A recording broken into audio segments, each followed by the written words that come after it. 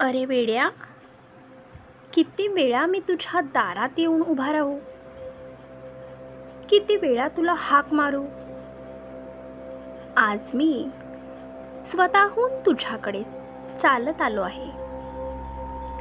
पण तुला माझ्यासाठी वेळच नाहीये.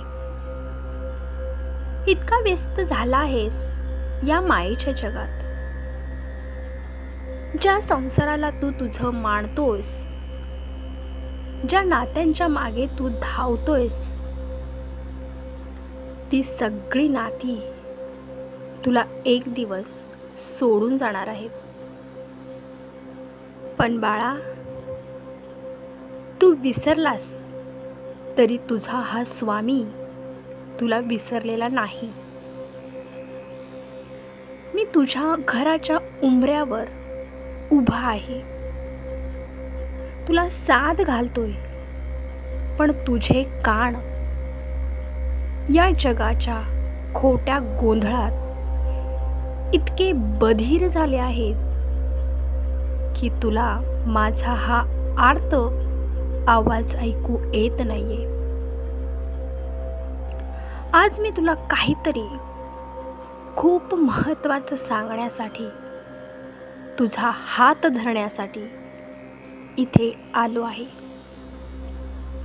आणि तू मात्र माझ्याकडे पाठ फिरवून बसला आहेस. नीट ऐकून घे. आज मी तुला ठणकावून सांगतोय, जर तू आज माझ्याकडे दुर्लक्ष केलंस,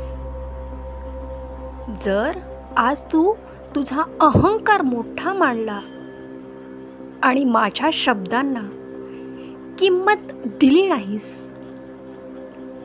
तर लक्षात ठेव, पुन्हा कधीच मी तुझ्या दारात माझं तोंड दाखवायला येणार नाही. पुन्हा कधीच तुला स्वामींची ही माया अनुभवायला मिळणार नाही. मग तू कितीही रडलास, कितीही साद घातलीस, तरी मी माझा चेहरा तुला दाखवणार नाही. ही धमकी नाहीये वेड्या, हे माझं तुझ्यावरचं अतोनात असलेलं प्रेम आहे, जे तुला वाचवण्यासाठी धडपडते. तू म्हणतोस ना, स्वामी माझ्यावरच का संकट येतात? स्वामी तुम्ही कुठे आहात? अरे, जेव्हा तुझ्यावरचं संकट आलं होतं, तेव्हा मी तुझ्या बाजूलाच उभा होतो. तू जेव्हा रडत होतास, तेव्हा तुझ्या डोळ्यातील अश्रू पुसणारा हात माझाच होता. पण तू मात्र डोळ्यांवर मायेची पट्टी बांधली होतीस.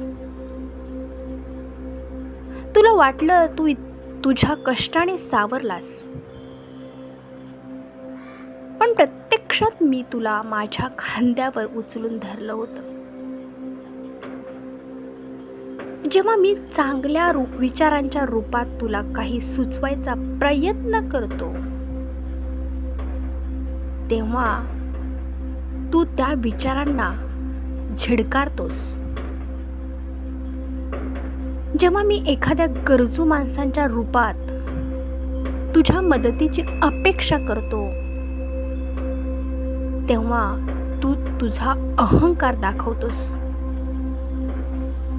मला सांग, अजून किती परीक्षा घेणार आहेस माझी, की मी तुझी परीक्षा घेणं सुरू करू? जर मी माझी कृपा दृष्टी फिरवली, तर या जगात तुला वाचवणारा कोणीही नसेल, हे लक्षात ठेव. बाळा, तू माझा आहेस. एखाद्या आईला जसा आपल्या मुलाचा हट्ट पुरवावा लागतो, तसेच मी तुझे आजवरचे सर्व हट्ट पुरवले आहेत. तू जे जे मागत आलास ते मी तुला दिलं.